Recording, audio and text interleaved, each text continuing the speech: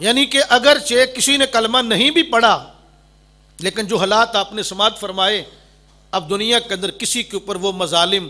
نہیں توڑے جا رہے، اب کسی انسان کو زندہ کسی غار میں دفن نہیں کیا جا رہا، اب کہیں بھی بچی زندہ درگور نہیں ہو رہی، اب کہیں بھی کوئی انسان بیچا اور خریدا نہیں جا رہا،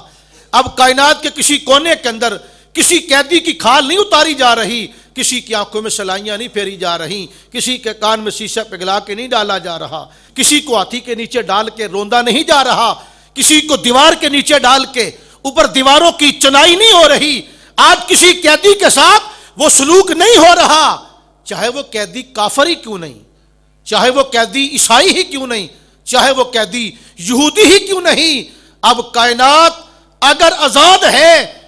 اگرچہ کسی نے میرے آقا کا کلمہ پڑھا ہے یا نہیں پڑھا، لیکن میرے آقا کی تشریف آوری نے سب کو اپنی رحمت کا حصہ عطا فرما دیا ہوا۔